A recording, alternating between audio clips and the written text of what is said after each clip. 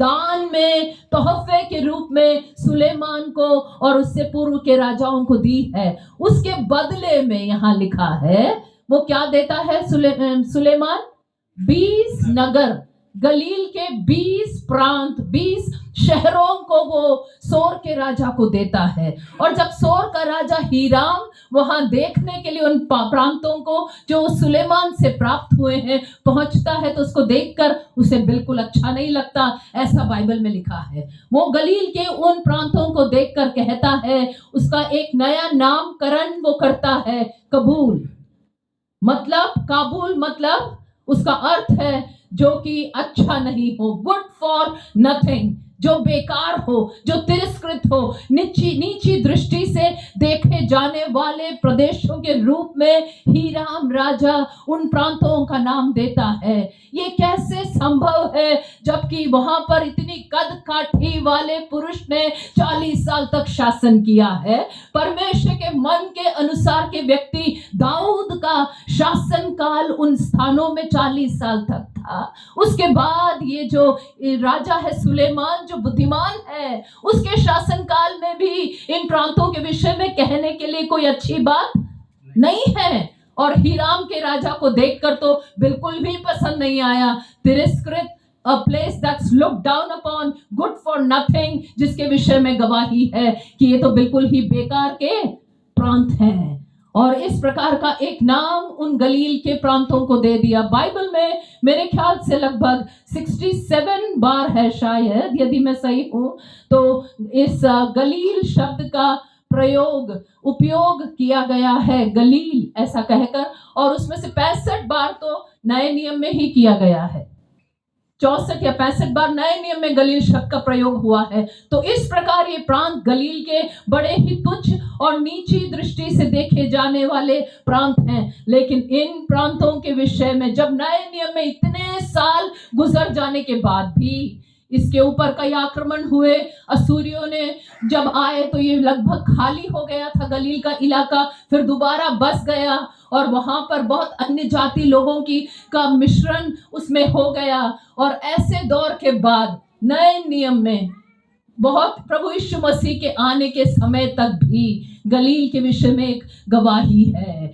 यूहन्ना रचित सुसमाचार उसका जो पहला अध्याय है उसके शायद 46वें वचन में, जरा जल्दी से पढ़ दीजिए। नतनएल ने उससे कहा, क्या कोई अच्छी वस्तु भी नासरत से निकल सकती है? या नथानिएल जो है वो देखकर कहता है, यूहन्ना 1:46 में गलील के विषय में क्या गवाही दे रहा है? क्या कोई अच्छी वस्तु गलील से निकल सकती है क्या? ऐसा इस तरह से उसको नीची दृष्टि से देखा जाता था। यूहन्ना 7 और उसका 41, यूहन्ना 7 और उसका 41, वहां पर लोग कह रहे हैं यीशु मसीह की ओर देखकर कि ये तो मसीहा है। तो क्या जवाब लोग कहते हैं कि मसीहा किस तरह से गलील से आएगा?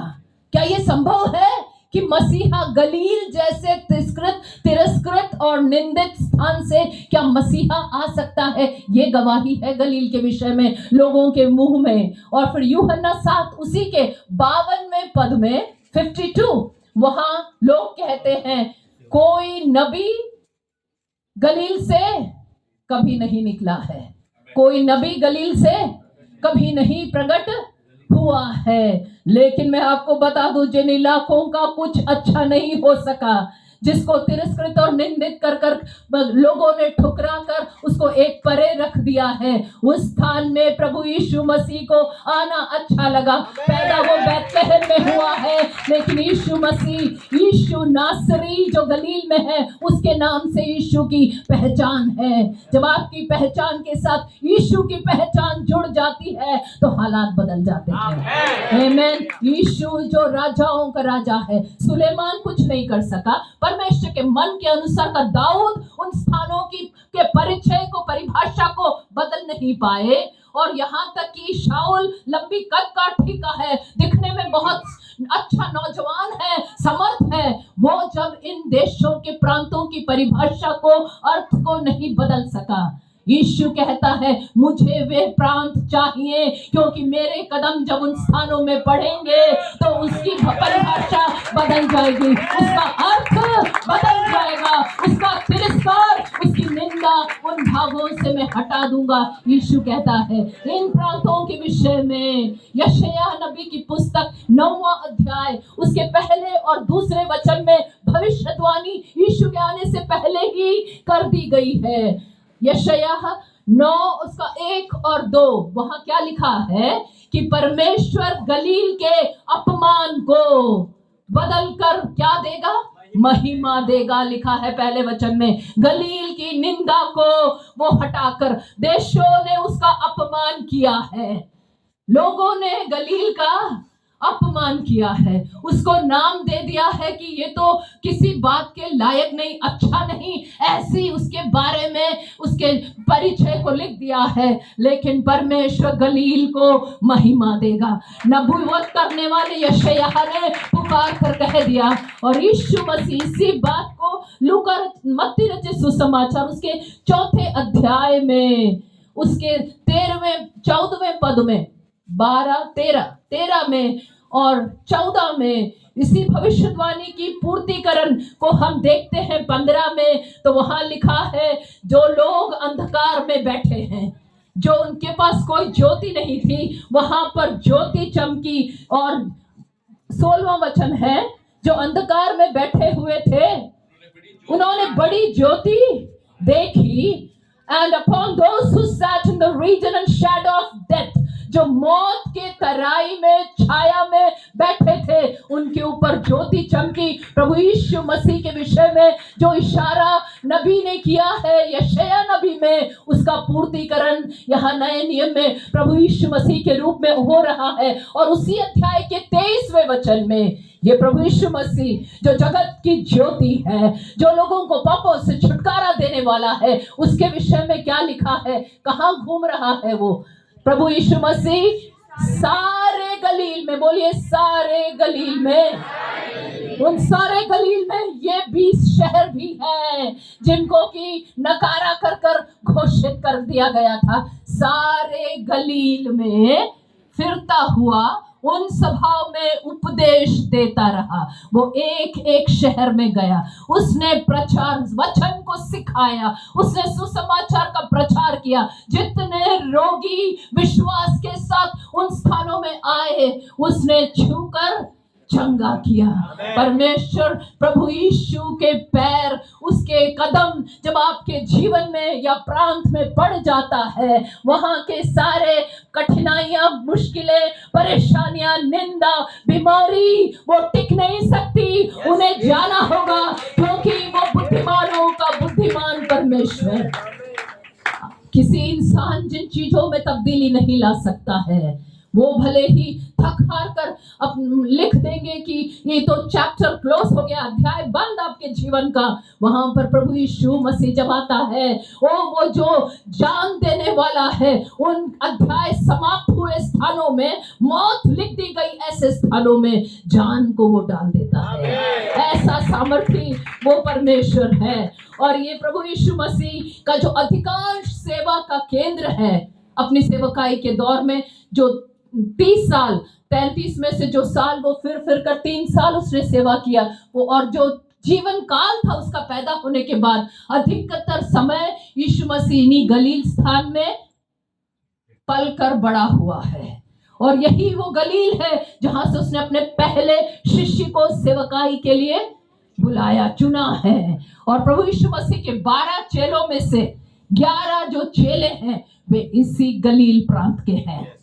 या तो पैदाइशी तौर से या वहां जाकर बस गए और सिटीजनशिप, वहां की नागरिकता ले ली, दोनों में से एक। या तो वो पैदा हुए वहां, या बाप दादा गए होंगे उसके बाद, या फिर वो खुद बाद में जाकर वहां की नागरिकता हासिल की हो। प्रभु यीशु मसीह के 11 यहूदा को छोड़कर बाकी सभी चेले इसी गलील प्रांत में से हैं। और वो यीशु मसीह के जो 32 दृष्टांतों का वर्णन बाइबल में है, उसमें से 19 दृष्टांत इसी गलील प्रदेश में उसने दिए हैं। यीशु मसीह के 33 जो चमत्कार हुए हैं, उसमें से 25 चमत्कार इन्हीं गलील प्रदेश में उसने किए हैं। वो सारे गलील के प्रदेशों में फिरा। प्रभु यीशु मसीह का पहला चमत्कार यूहन्ना रचित सुसमाचार उसका दूसरा अध्याय और उसका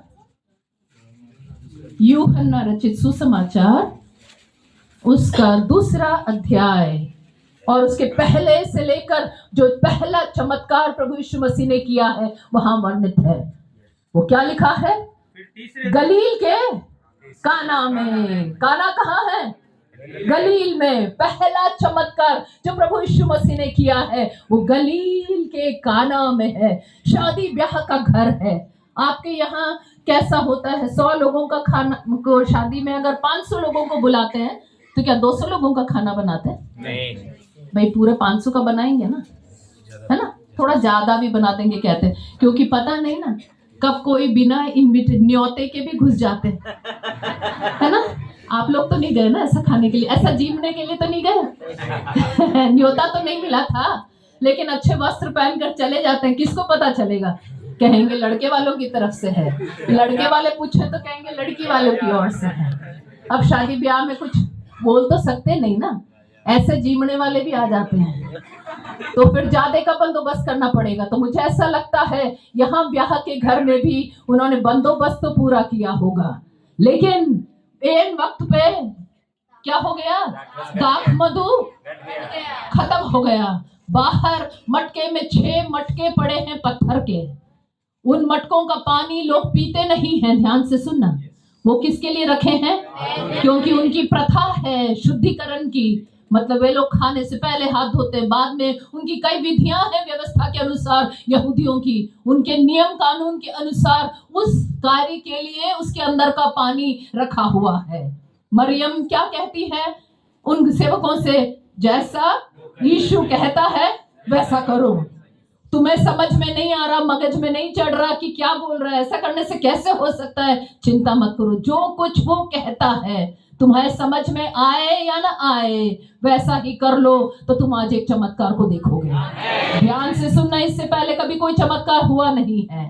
मैंने कहा ये प्रभु यीशु मसीह का पहला चमत्कार था। तो इन लोगों का विश्वास और आज्ञा मानने की तबीयत कितनी अच्छी होनी चाहिए। अगर पहले चमत्कार देखा है तो आसान हो जाता है, लेकिन ये पहली दफे यहाँ पर प्रभु यीशु चमत्कार करने जा रहा है। 6 मिट्टी के बड़े बर्तन हैं, उनका पानी किसी पीने योग्य नहीं है, लेकिन यीशु कहता है उन मटकों को जो कि एक तुच्छ काम के लिए आपके हाथ पैर धोने के लिए इस्तेमाल होना है, उसके अंदर उसको लबालब पानी से भर दो। और प्रार्थना नहीं कर रहा, कुछ नहीं किया, बस भरने के लिए कहा और कहा उठाकर परोस दो। और जब दिया तो लोगों की क्या गवाही है कि ये तो इतना श्रेष्ठ दाख है जैसा पहले नहीं था। क्या आपने इतना अच्छा दाख मधु आखिरी के लिए बचा कर रखा था? ऐसा लोगों ने सवाल किया। साधारण को असाधारण में बदलने वाला परमेश्वर जब वो आता है, जब आप आज्ञा मानते हैं, जब उसके हाथ आपके जीवन में पड़ जाता है, साधारण के जीवन को असाधारण में बदलने वाला, वो अलौकिक में बदलने वाला परमेश्वर, जो नेचुरल है, जो स्वाभाविक है, उसको सुपर नेचुरल में, अलौकिक में बदलने वाला सामर्थ्य परमेश्वर है। और वहां लिखा है उसने उसके द्वारा अपनी महिमा को प्रकट किया। आपके जीवन में जो अद्भुत काम होंगे उसके जरिए परमेश्वर आपके जीवन में अपनी महिमा को प्रकट करना चाहता है। और चेलों ने देखा और विश्वास किया, लिखा है। लोगों के विश्वास करने के लिए, लोगों को परमेश्वर की महिमा को प्रकट करने के लिए परमेश्वर आपके जीवन में कुछ अद्भुत काम करने जा रहा है। वो गलील में ये पहला चमत्कार उसने किया। अब सारे, मैंने कहा सारे प्रदेशों में वो गया। 25 चमत्कारों को आज सुबह बोलेंगे तो शाम हो जाएगी। लेकिन एक और घटना हम देखते हैं, लूका रचित सुसमाचार उसका 7वां अध्याय और उसका 11 से लेकर कुछ पदों को आप देखेंगे। घर जाकर उन भागों को पढ़ दीजिए, मैं जल्दी जल्दी बोलकर चली जाती हूँ, आगे बढ़ूंगी। लूका रचित सुसमाचार 7वां अध्याय 11, 12, 13 वहां से नीचे के पदों में जब आप पढ़ेंगे, वहां पर लिखा है एक घटना, एक शहर है, उस शहर का नाम है नाइन। नाइन का मतलब क्या है? सुंदर, खुशी, प्लेसेंट, मतलब सब कुछ अच्छा है। लेकिन उस शहर के अंदर से जो दृश्य दिखाई दे रहा है वो किसी भी रीति से अच्छा तो नहीं है। अब किसी की कब्र या मौत को देखना बहुत खुशी का समय तो नहीं है। नाम बहुत अच्छा हो सकता है, मैं मजाक का नाम नहीं बोल रही, सच का बोल रही हूँ। हम लोग 20 साल पंजाब में भी सेवा करते थे। एक व्यक्ति का नाम था सुख चैन मसीह। नाम में सुख भी है, चैन भी है, ऊपर से मसीह भी है, लेकिन तीनों चीजें जीवन में से गायब। कई बार आपके नाम के जो अर्थ है उससे ठीक विपरीत आपके जीवन की अवस्था हो सकती है। ये अंदर से जो लोगों का झुंड बाहर की ओर आ रहा है, सामने से उस शहर के भीतर एक और झुंड आ रहा है। फर्क सिर्फ इतना है, इस झुंड में मौत है और उस झुंड में जहां से यीशु चलकर आ रहा है वो जीवन है। बाइबल में लिखा प्रभु यीशु मसीह जीवन है, और वो जब जैसे प्रवेश मौत की जीवन के साथ मुलाकात हो रही है, और जब प्रभु यीशु मसीह अंदर आता है, चलकर वो नजदीक आ रहा है, बहुत रोना है। इस जो समूह है, इस झुंड में बहुत रोना है, विलाप है, मातम है।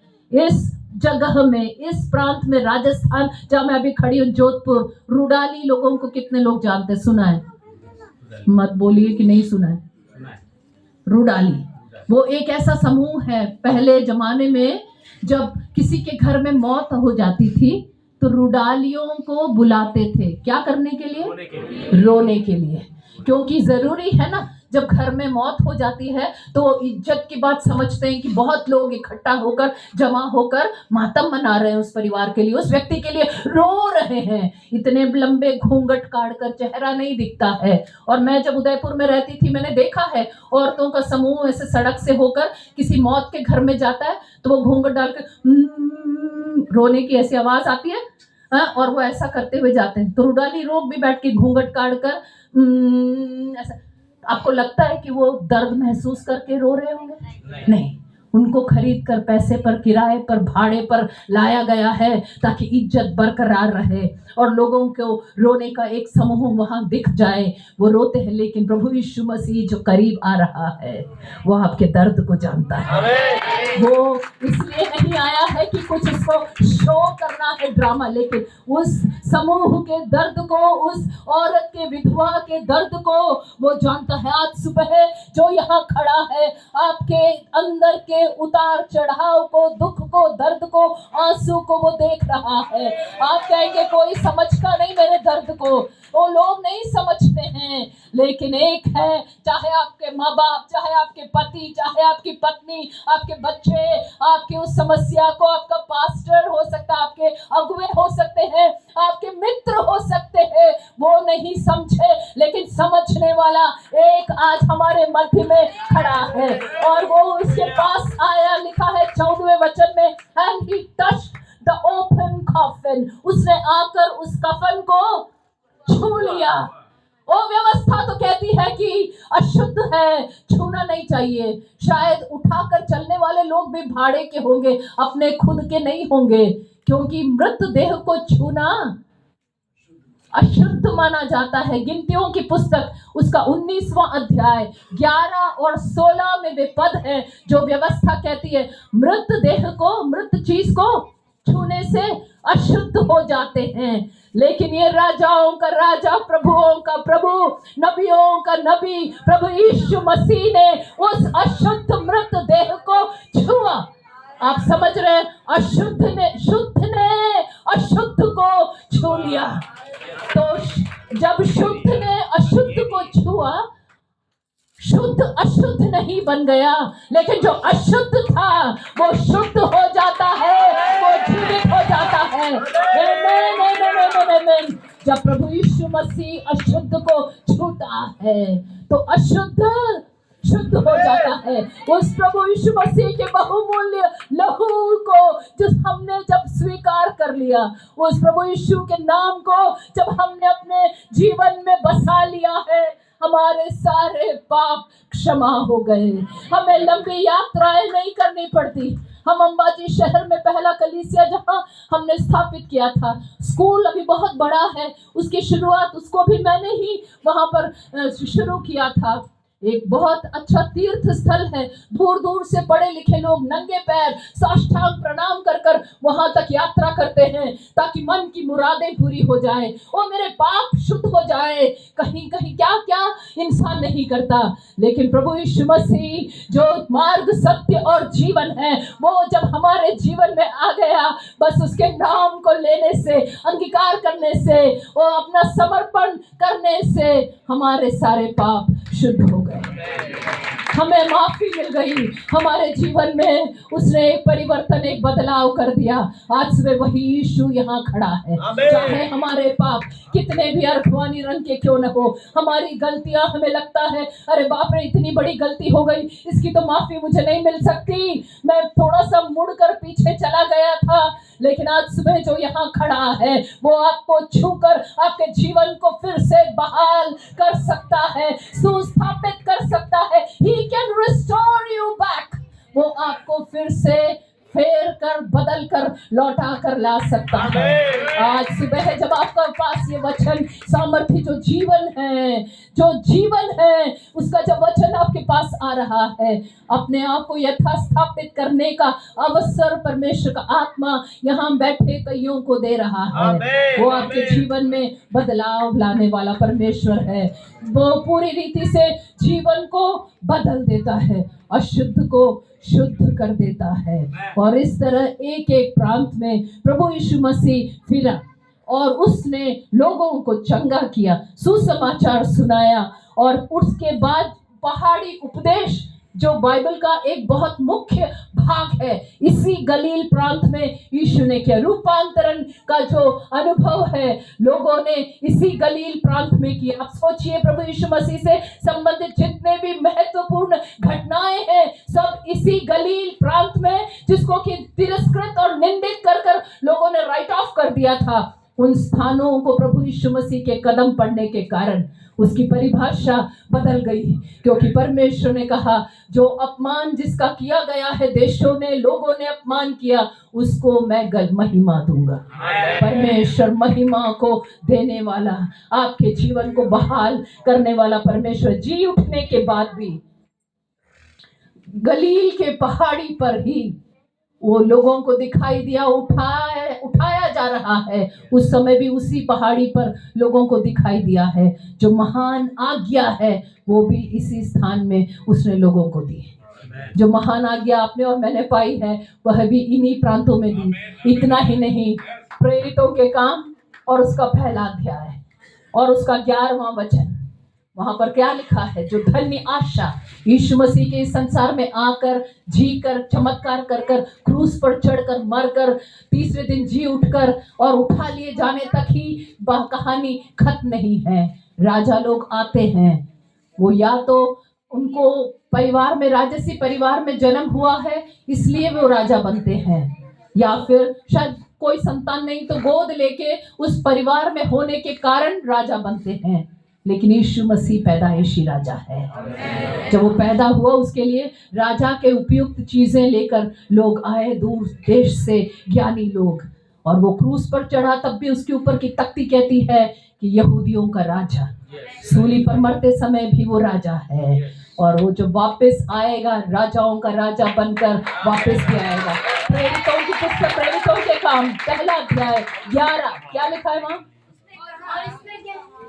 और उसने कहा, हे गलीली पुरुषों, हे गलीली पुरुषों, तुम क्यों खड़े आकाश की ओर देख रहे हो? आकाश की ओर देख रहे हो। यही यीशु जो तुम्हारे बीच में चला और फिरा, जिसके चमत्कार तुमने देखे, जिसने तुम्हारे पापों को क्षमा किया है, जो क्रूस पर आपके और मेरे पापों के बलिदान के लिए क्रूसित हो गया, जिसका लहू बहा, यही यीशु जो तुम्हारे पास से स्वर्ग पर उठा लिया गया, जो उठा लिया गया है, जिस रीति से तुमने उसे स्वर्ग की ओर जाते हुए देखा, उसी रीति से वह फिर उतर आएगा। उसी रीति से वो फिर उठ कर आएगा। जितने लोगों को ये धन्य आशा प्रभु यीशु मसीह में है, अपने हाथों को उठाकर प्रभु को धन्यवाद दे।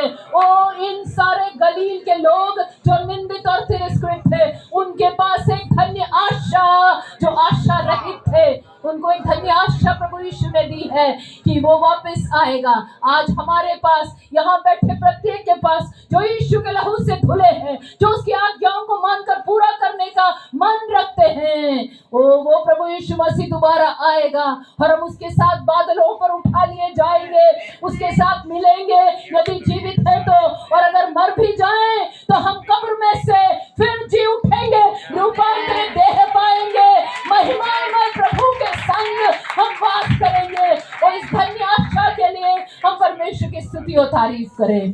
स्वर्गीय पिता परमेश्वर, धन्यवाद करते हैं आज सुबह के इस दिन के लिए, तेरी सारी आशीषों के लिए। खुदा परमेश्वर, निंदित, अपमानित, तिरस्कृत स्थानों को परमेश्वर तू आदर में, महिमा में और एक परिवर्तित जीवन में आने वाले दिनों में बदलने जा रहा है। 2024 हमारे जीवन से बस जाने पर है।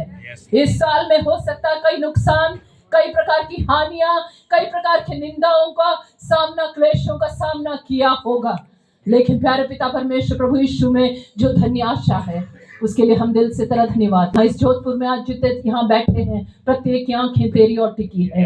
इनके जीवन में छुटकारे, चमत्कार, चंगाई और सामर्थ के कामों को ये आने वाले दिनों में देखेंगे। 2025 में जय के साथ प्रवेश करेंगे। जय का वर्ष तुम्हें देगा, हम धन्यवाद करते हैं। सभी को भी देगा, हम धन्यवाद करते हैं। यीशु के सामर्थ्य नाम में मांगते हैं, आमीन।